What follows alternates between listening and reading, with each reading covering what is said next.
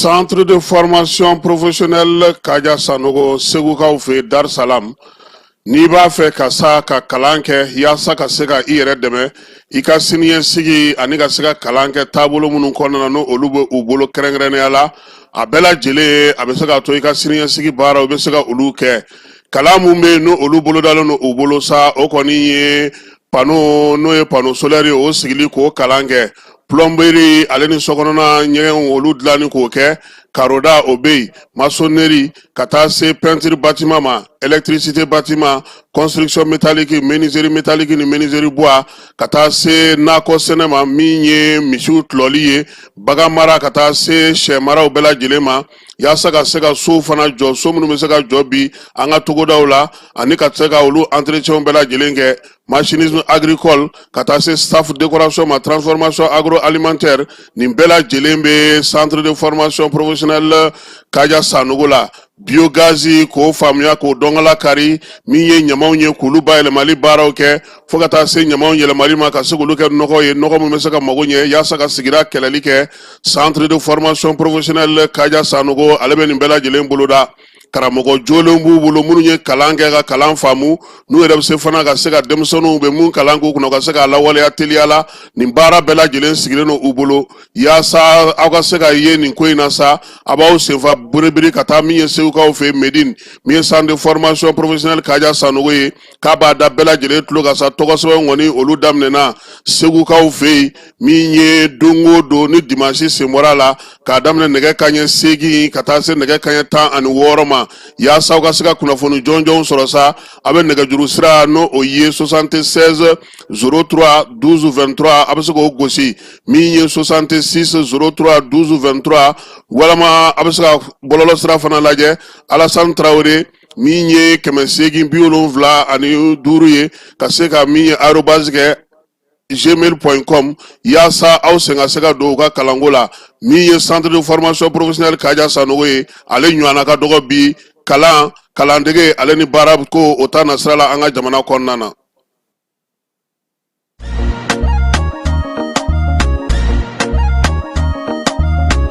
Aw bisimila hôtel Lafiya la n'i ko hôtel Lafiya wulikajɔw bolodalen don walasa aw bɛ se ka lafiya sɔrɔ cogo min na ani hakilisigi aw ka séjour la anw fɛ Mopti yan kɛrɛnkɛrɛnnenya la Mopti Sevare ka kɛ ni kurantigɛtigɛ ye min ye hôtel Lafiya Sevare ale ye wulikajɔw boloda ka se ka min ye awa fɛɛrɛ kɛrɛnkɛrɛnnen dɔw ta walasa aw bɛ se ka lafiya sɔrɔ cogo min na aw ka séjour la hôtel kɔnɔna na n'o ye ka panneau solaire installé min ye kurantigɛtigɛ o degun aw kana o ye séjour la l'hôtel yɛrɛ kɔnɔna na réservation ka kɛ kabi sisan min b'a to aw bɛ se k'aw ka séjour kɛ k'a sɔrɔ tɔɔrɔ tɛ aw kan degun tɛ aw kan hôtel Lafiya. Hôtel Lafiya ale filɛ nin Sevare Bangetaba yanni ka se aéroport sirafara ma station laban i kiniboloya fan fɛ i bi jigin o carré fɛ mètre 200 bɔɲɔngo Hôtel Lafiya ale cokolen bɛ i kiniboloya fan fɛ i bɛ se ka weleli kɛ nɛgɛjuru siraw fɛ 21 42 14 11 76 01 01 98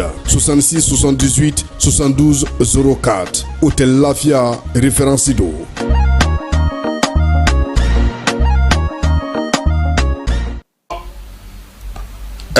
El Haj Amadou Adital diinɛ kuntigi ba de don ɲɔrɔ kɔnɔna na Tijaniya o bolofara min bɛ ɲɔnɔ olu ka kalifa de don a minɛna an bɛ dugawu kɛ ka fara silamɛ diinɛ mɔgɔ bɛɛ lajɛlen ka dugawu kan an miirina b'a a la a bɛ yɔrɔ yɔrɔ nin waati in na an bɛ dugawu kɛ a ka se k'a yɛrɛ sɔrɔ min ye Cɔrɔnɔ Amadou Adital ye maa minnu ni a bɛ u bolo an b'a yirula k'a fɔ silamɛ don laadiri don baarakɛla don faso kanuna don miiriya ɲuman ka bɔ Mali silamɛ bɛɛ lajɛlen yɔrɔ ka ɲɛsin a ma yaasa a ka bilali bɛ se ka nɔgɔya cogo min na a ka segin ka na a ka denbaya kɔnɔna na ka na an bɛɛ lajɛlen sɔrɔ o ye an ka laɲini ye an bɛ dugawu kɛ ka fara silamɛ diinɛ bolofara bɛɛ lajɛlen ka dugawu ka fala ye bɛɛ bɛ seli la bɛɛ bɛ bato la zaviyaw kɔnɔna na misiriw kɔnɔna na tarikatigiw bɛɛ lajɛlen wulilen don k'u jɔ bi an bɛ ta fara u ta kan min ye an ka nin cɛkɔrɔba ɲuman in ye min ye an ka nin kalifaba in ye min ye an ka nin mukadamba in ye a ɲuman bɛ se ka segin an ma cogo min na an b'o dugawu kɛ ka fara silamɛ ɲuman bɛɛ lajɛlen ka dugawu kan Ala k'an tulo don kibaru ɲuman na.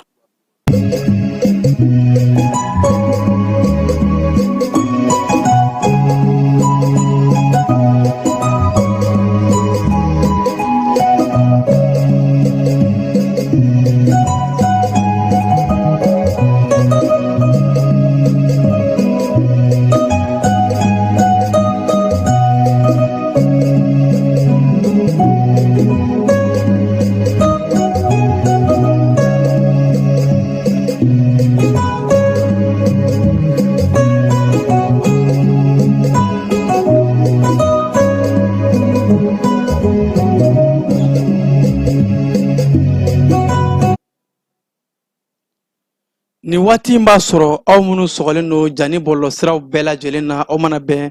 diɲɛ fan fan k'a fɔ ko aw bisimila a ka bamanankan kibaruya kɔnɔna la wulafɛ kunnafoliw ka kɛ ni mɛ kalo tile 6 san 2025 ye k'aw fo k'aw koɲuman dɔn k'a fɔ ko aw dangana bi kibaruya bakulubaw bɛna tali kɛ an ka wolomasiri tabaw u ye baaraba mun kɛ Kidali marabolo kɔnɔna la ka jugu ka o kɛlɛ i n'a fɔ u y'u ka su ni tile wuli ka jɔ cogo min na ka jamana kɔnɔdenw n'u bololafɛnw k'u lafiya an ka jamana kɔnɔna la parti politigiw a kɛ min fan fila ye bɔɔlu bɛna kɛ wulikajɔw bɛna kɛ bɛɛ lajɛlen ko ka démocratie n'o ye bɛjɛ fanga ka a lapasa an bɛna an da don kunnafoli wɔɔrɔw la ka fara ni kunnafolibaw nin kɛ k'a lase aw ma k'a fɔ ko a y'aw tulo ni gɛlɛjɛ ko ɲuman kibaruya tɛ kɛ aw negela ye sɔɔni an bɛ don kunnafoli kɔnɔ ka se ka kibaruya lase aw ma.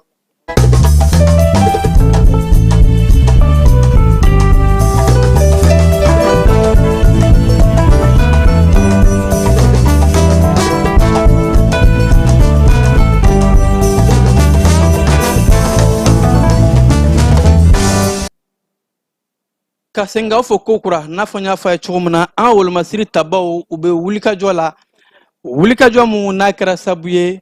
an ka jamana fantan ani 4 bɛɛ lajɛlen k'a daminɛ Kayi fo Kidali maaw bɛ se ka munumunu salow kɛ an ka wolomasiri tabaw wulikajɔ kɔnɔna la Kidali marabolo la a yɛrɛ la k'a fɔ ka kɛ ni mɛ kalo tile 5 in sufɛla ye wolomasiri tabaw ko u ye Mali ani Alizeri dancɛ la maa dɔw ka janfa ni o ye maa juguw ye an jugu o y'u ka janfa dɔw kunbɛn wulikajɔ mun ni maa jugu nu kun y'a ta ka ɲɛsin Kidali maraboloyanfan dɔw ma wolomasiri tabaw k'u ka lakɔlɔsili u ka wulikajɔw an'u ka cɛsiriw kɛra sabu ye ka se ka fɛn mun ye aparɛmafɛn 2 ka o kunbɛn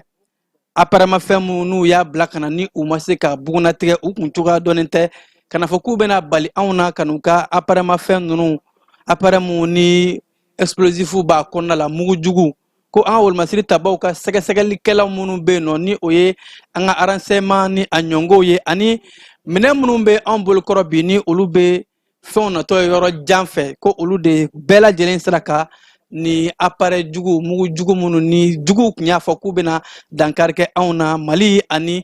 Algérie jamana dancɛw la wolomasiri tabaw u ka wulikajɔw n'u ka vigilance a kɛra ka kɛ sababu ye ka ni appareil maramafɛn ka a neutraliser ka a tiɲɛ k'a lafili appareil mun n'a kun bilala an jugu fɛ n'a kun ye ka se ka na tiɲɛni kɛ wolomasiri tabaw u ka ɲɛmaaba fo ka taa se wolomasiri tabaw ka kɛlɛcɛ minnu bɛ marabolo kɔnɔnaw la u y'a yɛrɛ k'a fɔ ko u bɛ wulikajɔw bɛɛ lajɛlen na halisa wa wulikajɔw bɛ kologiriya an ka jamana fantan ani 4 bɛɛ lajɛlen jamana sibiri ɲɛ kelen tɛ to yen wolomasiri tabaw n'u tɛ taa fan mun fɛ wa k'a bɛɛ kun ye ka se ka maliden bɛ diɲɛ fan fan ka maliden lakana ani a bololafɛnw kibaruya kun fɔlɔ minnu sɔrɔla o de wolomasiri tabaw kɔni u ye nin appareil siya dɔ Mali 2 in ka o neutraliser ka o mugumugu ni kuma in na jamana ɲɛmaayaso tɔgɔ la kibaruya minnu mana bɔ nin ko in kɔnɔ an bɛna o fana fara kunnafoli kan k'o lase aw ma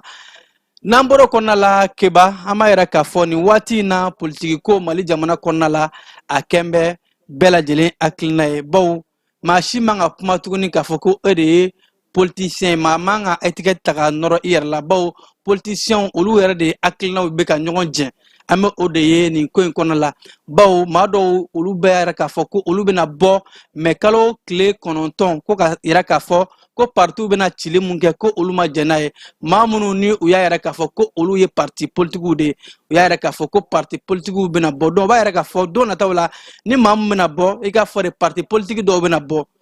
Keba n y'a fɔ cogo min na mɔgɔ wɛrɛw bɔra ni o ye parti wɛrɛ ye tuguni ko olu bɛna fara ɲɔgɔn kan ko ka bɛjɛ fanga lapasa a bɛɛ lajɛlen ka kuma kɔnɔna la an bɛ bɛjɛ fanga démocratie an bɛ o lapasali de mɛn o da kɔnɔna la parti minnu n'u y'a yɛrɛ k'a fɔ k'olu bɛna fara ɲɔgɔn kan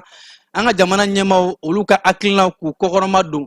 mun ni a babu sentigi n'a kumakan kɛra Nusar fɛ an b'a ye k'a fɔ Nusar ale yɛrɛ ye parti politique ɲɛmɔgɔ ye a yɛrɛ k'a fɔ k'u bɛna bɔ don nataw la ko ka partiw fara ɲɔgɔn kan parti minnu bɛ yen nɔ ni olu bɛ jamanakuntigi général d'armée Asimi Goïta fo ka taa se an ka jamana marabagaw k'u ka hakilinaw ka o lapasa ka bɛjɛ fanga ni o ye démocratie ye k'o lapasa jamana ɲɛmaaw olu ka hakilinaw kɔnɔna la donc a yɛrɛ la k'a fɔ parti wɛrɛ minnu fana bɛna bɔ tuguni Keba an b'a fɔ de sisan parti dɔw bɛna bɔ k'a fɔ k'u bɛ ka démocratie lapasa olu n'u ka kilina ni jamana marabagaw ka kilina tɛ ɲɔgɔn fɛ parti dɔw fana bɛna bɔ minnu bɛ ka bɛɛ fanga lapasa ni olu ka hakilina bɛ ka jamana kuntigi ka hakilinaw lapasa keba an bɛ jɛn ka Nusar ale ye welelikan min bɔ ko don nataw la u bɛna bɔli min kɛ an b'o lajɛ an bɛ segin ka na farala ɲɔgɔn kan bi an t'a fɔ ko an kelen de y'o ye an bɛna don bɛɛ de kan maa o maa e ta ye démocratie ko ye maa o maa e ta ye jamana ko ye maa o maa e ta ye jamana ka yɛrɛtigiya ko ye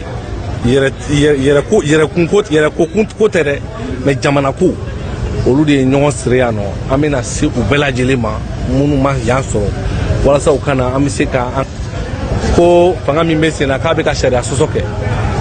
kɛlɛ tɛ wɔyɔ tɛ an b'a jira A+B sariya kelen o tɛ ka sɔsɔ jamana démocratie lakurayali hokumu kɔnɔna na debadi de don argument ko de don donc k'a fɔ maliyɛnw ɲɛna kɛlɛ min n'a daminɛna n'o ye jamana ka k'a yɛrɛ ta ye o kɛlɛ in jamanadenw sɔnna sifinnaka minnu bɛ yan u sɔnna an faw sɔnna an baw sɔnna politique mɔgɔw bɛ kɛnɛ kan yan société civile mɔgɔw bɛ kɛnɛ kan yan jeune leaderw bɛ kɛnɛ kan personne ressources bɛ kɛnɛ kan yan olu bɛɛ de jɛra sisan k'u bolo di ɲɔgɔn ma walasa ka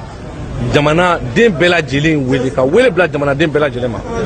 an ka jamana bɛ basigi cogo min an ka wolo masiri tabagaw bɛ baara min na n'o ye ka jamana lankana o bɛ kɛ basigi kɔnɔ cogo min an ka fanga ɲini ko n'o ye démocratie ko o bɛ lakelen cogo min o baaraw de bɛ sen na anw hakilina ye min ye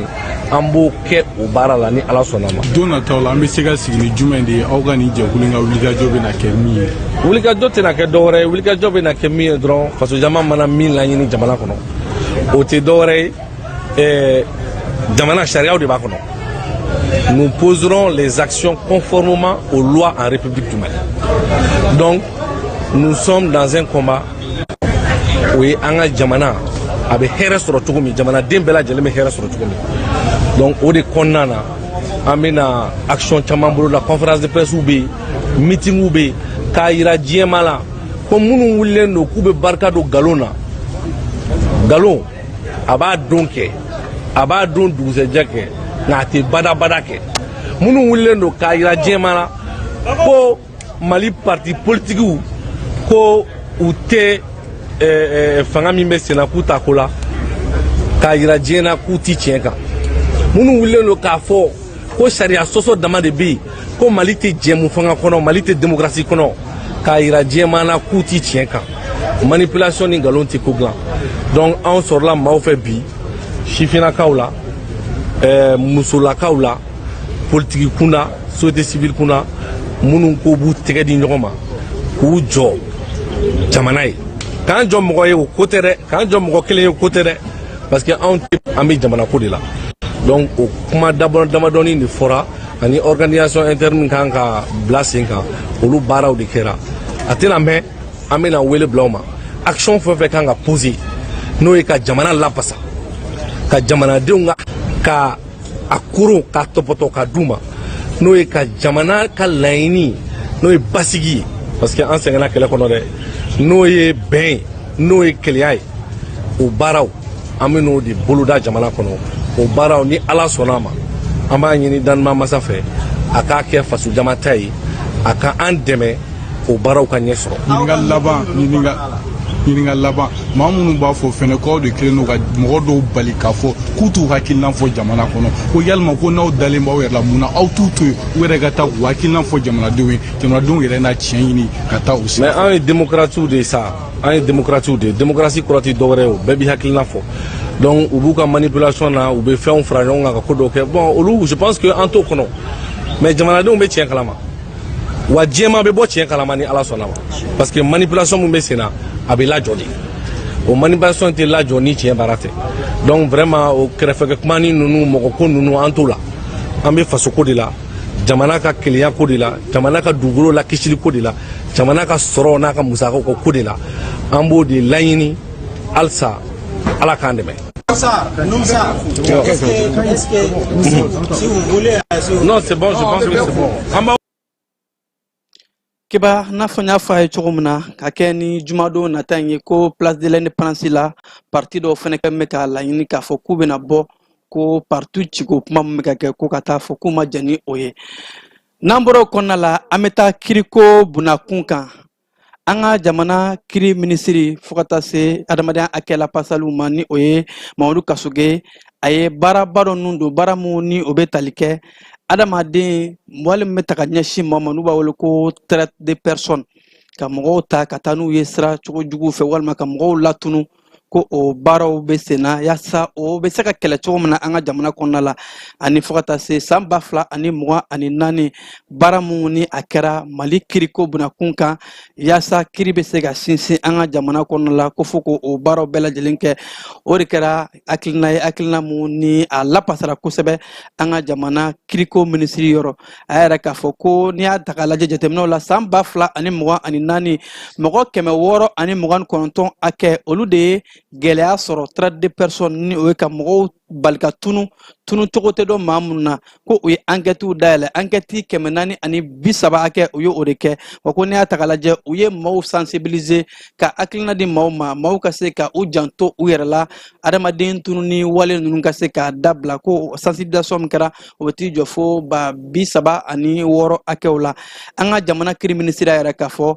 ko wulikajɔw bɛɛ lajɛlen bɛ ka kɛ Mali kiri tigilamɔgɔw hakaja ani diɲɛ hakɛ lapasatɔ minnu bɛ yen nɔ yaasa adamaden ka hakɛ ka se ka lapasa k'i b'a ta k'a lajɛ maaw bɛ tunu sira minnu fɛ ko a dɔ bɛ tali kɛ tunganata siraw bɔ o la maaw bɛ bali ka tunu ɲininiw bɛ kɛ cogo sugu bɛɛ lajɛlen na o maaw ta yɔrɔ tɛ dɔn wa jaabi tɛ di maaw ma ko o de la fɛɛrɛw bɛɛ lajɛlen bɛ sigi sen kan adamaden bɛ diɲɛ fan fan i ni hakɛ mun ka kan o ka se ka k'i ye hakɛ mun ni o ye nin ye ani kisiri ani kiri kan ka i lakana cogo min na o ka se ka kɛ Mamadu Kasoge y'a yɛrɛ k'a fɔ ko ni an ka jamana ta k'a lajɛ sariya kuraw donna an ka jamana kɔnɔ sariya mun ni a bɛ adamaden ni lakana ka a kisi ka bɔ tununi kɔlɔlɔ ma ni o ye traite de personne ye ko an ka jamana ye o sariya mun don k'a taga don an ka sariya sunba kɔnɔ la o b'a yɛrɛ k'a fɔ Mali ye kiri jamana ye Mali jamana janbe adamaden ka kiri la ani fo ka taa se adamaden ka lakanako bunakun kan se ka fɛlɛ ni dabali bɛɛ lajɛlen kɛ yaasa nin ko in bɛ se ka kɛ cogo min na ka maaw ni na kisi ko n'i y'a ta k'a lajɛ maliden dɔ yɛrɛ bɛ diɲɛ seri naani kɔnɔna la o maliden ni an bɛɛ lajɛlen bɛ se k'an dusu gosi n'a ye bawo ale ye musoba ye muso mun ni a ye adamaden tunu ni hakɛ in ko a y'a kɛlɛ kɛ kosɛbɛ ko n'o bɛ tali kɛ madame Umu Ukeyiru Ɲare Samake la ko o ye Mali ka disuma gosi ko ye o b'a yira diɲɛ na k'a fɔ an ka jamana an janbe kosɛbɛ adamaden ka hakɛw la wa an ka kiri ko baara bɛɛ lajɛlen bɛ se ka kɛ kiri ka se ka kɛ sabatila an ka jamana kɔnɔ n'an taara an ka jamana minisiri min ka ca ɲɛtilen don maliden sigilen min don kɔ kan ale fana ye hakilina dɔ bila sen kan jalajɛba mun ni u y'a baaraw nun don ko maa minnu bɛ yen nɔ ni olu sigilen don Mali kɔ kan an ka jamana kɔnɔna la ani fo ka taa se programme b'u bolo mun bɛ tunganataga dɛmɛw don a la bawo ko tunganatagala caman de ye gɛlɛyaw sɔrɔ o la u y'a laɲini k'a fɔ yɛlɛma ka se ka don tunganataga fɛlɛ in na yaasa maliden bɛ se ka lakisi cogo min na ka bɔ tunganataga kɔlɔlɔw ma o de la hakilinaw la u ye welekan mun bila malidenw ma ni o ye diɲɛ seri naani tɔnbaw ka fara Mali minisiri so in kan ko ni maa minnu bawo n'i taara sira nɔgɔlen fɛ walima gɛrɛn tɛ sira fɛ o bɛ se ka kɛ sababu ye ka dɔw nin to a la a bɛ se ka kɛ sababu ye ka dɔw yɛrɛ tunu pewu fo maaw bɛ o ɲini ka sɛgɛn ko ni an bɛ taa o wale in na n'an bɛ taa tunganataga la a ma fɔ ko maa si kana taa tunga na nka ko tunganataga a ka kɛ sariya kɔnɔna la tunganataga a ka kɛ ni basigi ye a ka kɛ k'i yɛrɛ la ni kisi bawo ko Mali jamana an ka jamana ɲɛmaaw u ye fɛɛrɛba minnu ta Mali kura taasiraw la ko tunganadenw bɛɛ b'a dɔn k'a fɔ tunganakɛw bɛ mun kɛ an ka jamana kɔnɔ a dagosi ka bon kosɛbɛ an ka sɔrɔ yakubali la tunganakɛw bɛ musaka mun ladon kosɛbɛ bɛɛ b'a dɔn k'a fɔ a waganɛ a b'an ka waganɛ bugu kosɛbɛ ko maa tɛ se ka tunga kɛlɛ an ka jamana kɔnɔ nka ko fɛlɛ ye mun ye de tunga a ka kɛ sira ɲuman fɛ ne ma ɲɛ k'i bɛ taa i kana taa i yɛrɛ ni na to ji fɛ walima ka t'i ni na to sira jugu fɛ cogo min na fɛlɛw de bɛ bila sen kan ka jamana ɲɛmaaw ka fɛlɛw lamɛn ka maa minnu bilalen don ka conseils di maaw ma minisirisow kɔnɔ ko olu lamɛn fo ka taa se diɲɛ segi naani tɔnbaw ma ko n'o bɛɛ lajɛlen kɛra tunganataga a bɛ labɛn bɛɛ bɛ se ka t'i dayirimɛ ɲini kɛ ka sɔrɔ ninbɔw ma k'a la gɛlɛya ma se maa si ma cogo min keba n'an bɔra o kɔnɔna la an ka jamana douane n y'a fɔ a ye cogo min na nin waati in na u ka wulikajɔ bonyanen don an ye k'a fɔ marabolow kɔnɔna la ka daminɛ Bamako ka taa se Kayi ka taa se Segu douane ɲɛmaaba Amadu Konate a n'a ka cɛbalenw u ye wulikajɔ minnu kɛ nin dɔgɔkun in na ma dogo maa si la ɛrɛla k'a fɔ marabolo kɔfɛ Bamako fɛnɛ kɔnɔna la douane ɲɛmaaba ko u ye wulikajɔ minnu kɛ Bamako ko a bɛ maa nimisi wasa u b'a yira k'a fɔ ko u ka wulikajɔ kun ye de fɛn mun ye malidenw ka se ka lakana sɔrɔ dumuniko sira fɛ bawo ko dumuni jugu kana na di maaw ma maaw ka se ka a dun dumuni minnu ni ani donni ma kan ani fo ka taa se produit minnu ni olu kan ka lafili ani ɲɛnɛminimafɛn n'a ɲɔngo olu ka se ka kɛlɛ ka bɔ malidenw da la o kɔlɔlɔ kana malidenw sɔrɔ ko u y'o fɛlɛ de bila sen kan u y'o wulikajɔ de bila sen kan o de kɛra sababu ye ko jaabi ɲumanw bɛ ka bɔ Bamako kɔnɔna la nɔ ko u ka wulikajɔ kɛra sababu ye Sotiba kɔnɔ ka taa sogo dɔw minɛ sogo minnu ni a ma kɛ sariya kɔnɔ bawo dumunifɛn min kan ka don maaw kɔnɔ n'a ma kɛ sariya kɔnɔ k'a bɛ se ka dankari kɛ maaw ka kɛnɛya la a bɛ se ka dankari kɛ fɛn caman na adamadenya yɛrɛ la ko kɔnɔbara tɛ ko o de la u bɛ wulikajɔw la ka se ka malidenw yɛrɛ de ka kɛnɛya ko k'a sinsin douane ɲɛmaaw ka kɔrɔfɔ la yɛrɛ k'a fɔ fɛnɛ ko Bangoni kɔnɔna la k'u taara carton dɔw fɛnɛ minɛ ni o ye pièces détachées minɛn minnu ni sɛbɛnfura t'u la minɛn minnu ni o bunnatigɛlen tɛ minɛn minnu ni sɛbɛn wɛrɛw bɛ yen nɔ n'a fɔ minɛn falsifielenw don u bɛ fɛ ka sɛbɛnni wɛrɛ de k'a la ko o minɛn don ka sɔrɔ o tɛ k'u taara o fɛnɛ minɛ Bangoni kɔnɔna la wa halisa ko Bamako kɔnɔna la munumunu salo kɔnɔna la k'u ye wulikajɔw kɛ inspecteur général Amadu Konate a n'a ka cɛbalenw ko u ka su ni tile wulikajɔw kɛra sababu ye ka malidenw u ka dumuniko malidenw fɛn min bɛ don an da la ani ɲɛnɛminimafɛnw ka se k'o kɛlɛ ka bɔ an ka jamana kɔnɔ ko objectif ye mun ye ko zéro fraude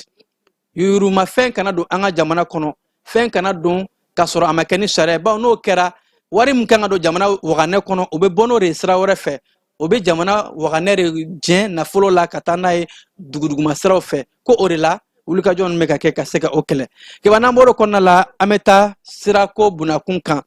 sira mun bɛ yen nɔ ni a kan ka bɔ Zancɛbugu ka taa se fo San Petrokaw fɛ yen nɔ ni a bɛ Mali ani Côte d'Ivoire sira ka a surunya ɲɔgɔn na transporteurs b'a dɔn k'a fɔ sira in nafa ka bon kosɛbɛ maa minnu bɛ taa ka bɔ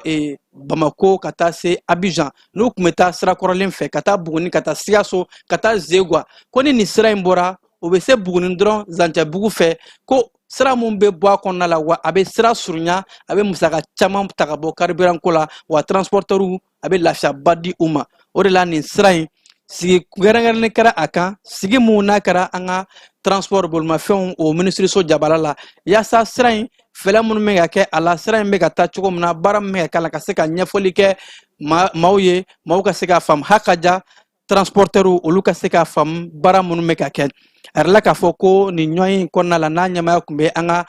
bolimafɛnko minisiriso ka secrétaire général bolo ani fo ka taa se IEMA kɔnɔna la lasigiden minnu bɛ transport ko la an ka jamana kɔnɔ k'u bɛɛ lajɛlen wulikajɔw kɛ tile 4 kɔnɔna la jalajɛ in o y'a yɛrɛ k'a fɔ fɛlɛ dabali bɛ kɛ cogo di sira in a musakaw bɛɛ lajɛlen a bɛ ka baara dɔ cogo min na k'a lakɔlɔsi musakaw bɛ ka don da min fɛ baara bɛ ka taa sira min fɛ k'a lakɔlɔsi ani fo ka taa se sira kan ka bɔ yɔrɔ mun na a bɛ hakɛ mun na o fɛnɛ k'o di maaw ma k'o da maaw tulo kan maaw ka se ka bɔ o kalama ani fo ka taa se sira in a nafa bɛna kɛ jumɛn ye ka ɲɛsin transporteurs ma a nafa bɛna kɛ jumɛn ye ka ɲɛsin jamana ma kalanbulonw bɛ ka k'o kan hakilinaw jalajɛw bɛ ka kɛ o de kan yaasa ka se ka ɲɛfɔli kɛ maaw ye Mali ani Côte d'Ivoire sira filanan in a baaraw bɛ ka kɛ cogo min na keba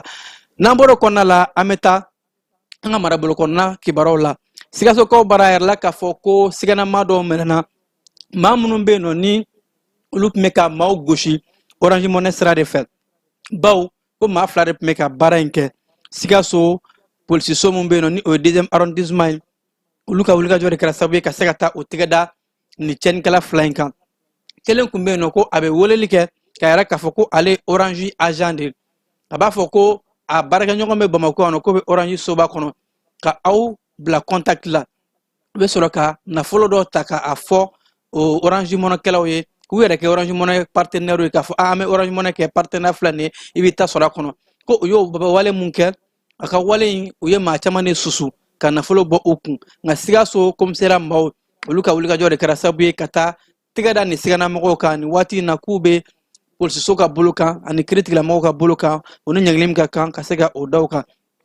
n'an bɔra la Keba an bɛ taa Kayikaw bara a yɛrɛ la k'a fɔ Kayi musolakaw muso minnu ni olu cɛw u tora kɛlɛdaga la veuve militaires dɛmɛ dɔ taara ka ɲɛsin olu ma ka kɛ ni camp militaire Mamadu Lamini Dramé Kayikaw bara ko muso minnu bɛ yen nɔ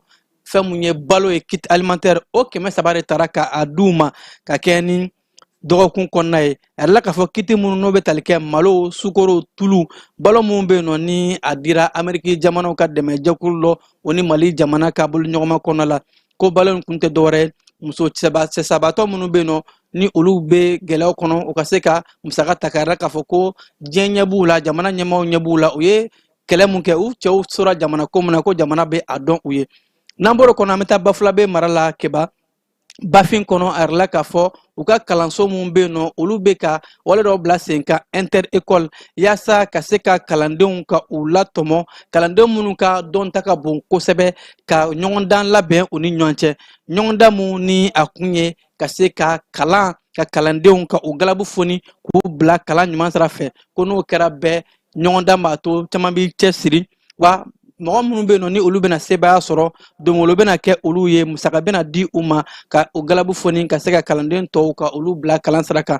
an bɛ taa direkaw bara a yɛrɛ la k'a fɔ dɔnta kayɔrɔla kɛnɛ dɔ sigira ani kalanbulon fɛnɛ ka ɲɛsin direkaw ma denmansaw musolakaw olu ka kalan nafa ye jumɛn ye musomaninw olu ka se ka taa kalanso la o nafa o ye jumɛn ye u bɛ se ka ɲɛsin cogo di jamana ma sigida bɛ se ka nafa jumɛn sɔrɔ musomaninw n'u kalanna ko o de kɛra sabu ye kalanbulon in ka se ka sigi denmansaw kunna yaasa denmansaw bɛ se ka wulikajɔw kɛ u bɛ se ka fɛɛrɛ dabali bɛɛ lajɛlen kɛ den musomaninw olu ka se ka taa kalan sira fɛ Keba yan'an ka taa kɔban kibaru kɔnɔna la an bɛ taa e fan fɛ ka segin ka na. Bɛɛ lajɛlen ma aw minnu b'a fɛ ka voyager k'a sɔrɔ a ma degun sɔrɔ a ka voyage kɔnɔna na compagnie de transport Somatra u y'a kanu ka na ni kari kura caman ye kari minnu dilanna norme kɔnɔna na aw ka lafiya kama a suspension wo a climatisation a siège wo n'i ye kari jɔlen ye foyi tɛ jigin kɔnɔ i bɛ se ka don a kɔnɔna na cogo min na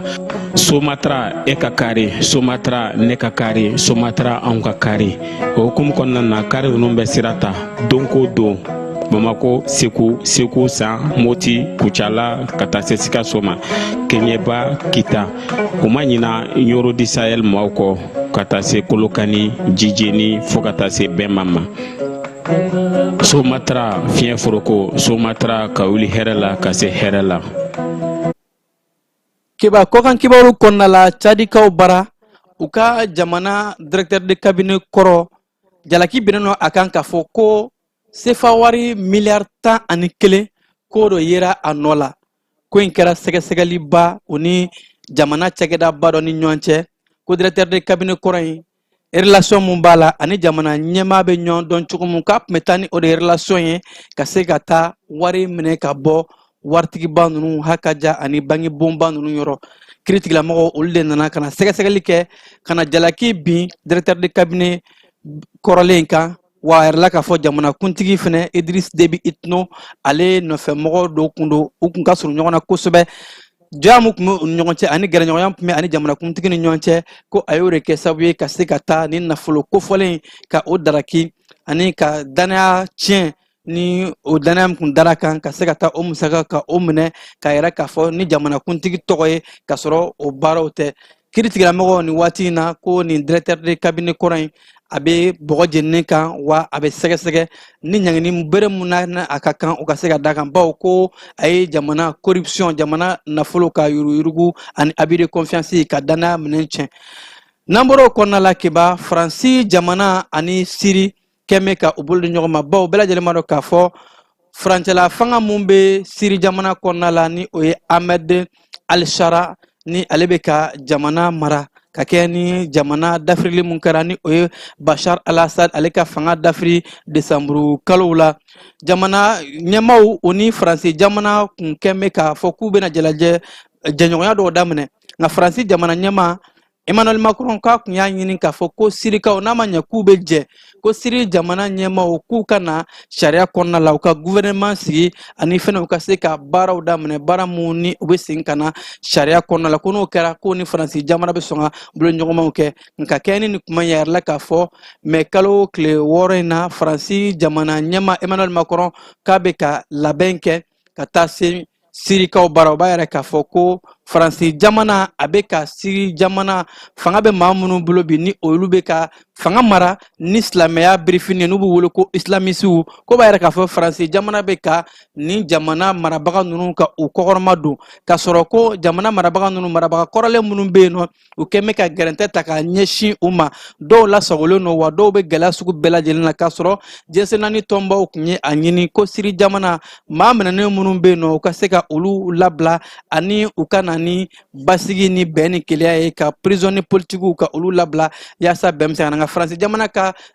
Emmanuel Macron ka taali Siri nin waati in na o b'a yɛrɛ k'a fɔ ko a bɛ jamana in kɔkɔrɔma don u bɛ waati min na bi u ka taabolo la.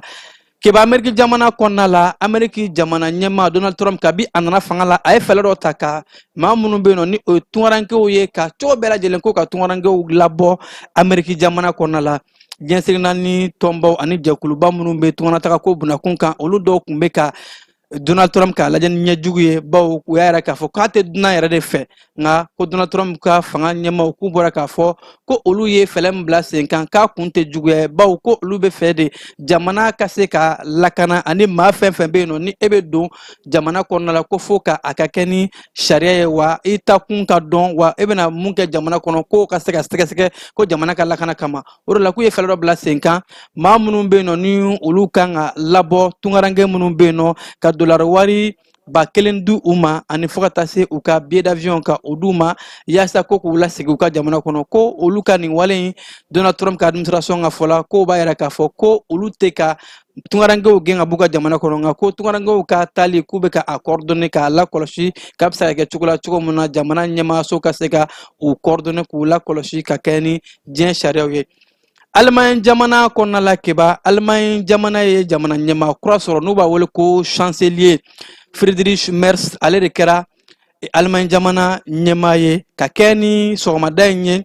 fɛn mun ye kalafiliw o kɛra wasa bulon kɔnɔna la bawo bɛɛ b'a k'a fɔ olu ka jamana kuntigisigi kalataw bɛ kɛ cogo min na wasadenw olu de bɛ jamana ɲɛmaa sigi ni u kanabɔli ye ko sɔgɔmada in na jamana ɲɛmaa in ni o ye Friedrich ye tako fɔlɔ la a tun ma se ka sebaya sɔrɔ o de tun ye maaw dabali ban bawo ko nin y'a siɲɛ gale ye Allemagne jamana kɔnɔ maa mun bɛ ka fanga ɲini wasadenw ka se ka a lasigi ko a ma se ka wasaden fanba sɔrɔ ko nin tun ye o siɲɛgale ye nka tako filanan de kɔnɔna la Friedrich Merz a sera ka wasaden fanba sɔrɔ ni olu bɔra ka u bolokɔrɔta k'u bɛ a ka jamanakuntigiya fɛ maa wasaden 325 ni olu ye u bolokɔrɔta wasaden minnu bɛ yen nɔ ni olu tun bɛ a lapasa a ka côté dɔ in na a contre la k'a yira k'a fɔ ko u n'u tɛ ɲɔgɔn kan fɔ o ye wasaden 289 ko nka a kɔni kɛra jamana ɲɛmaa ni o Friedrich Merz a kɛra chancelier nka a baara ma nɔgɔya. Keba yan'an ka bi kunnafoni kuncɛ an b'a kuncɛ ni dusuma kasa ye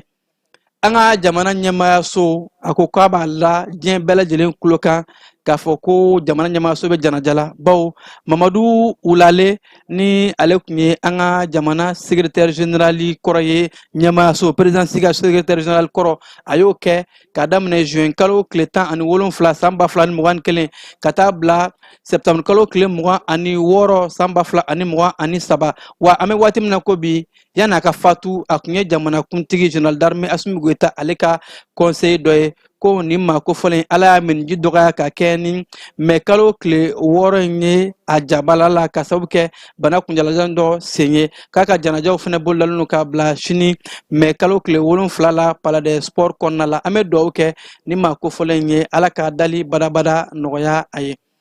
Ni ne fana bɛ dan siri an ka wulada in bamanankan kibaru la ka kɛ ni mɛ kalo tile 6 ye ka aw fo k'aw kumandɔ aw minnu kun sɔgɔlen don jani bɔlɔ siraw bɛɛ lajɛlen yaasa a bɛ se ka kibaruya sɔrɔ k'a fɔ an bɛ ɲɔgɔn sɔrɔ don wɛrɛ ja ninnu tun bɛ ka yira aw la an balimakɛ Keba Jalo fɛ a k'an bɛn don wɛrɛ. Dugutigi ni wari dafara ye paase d'a kan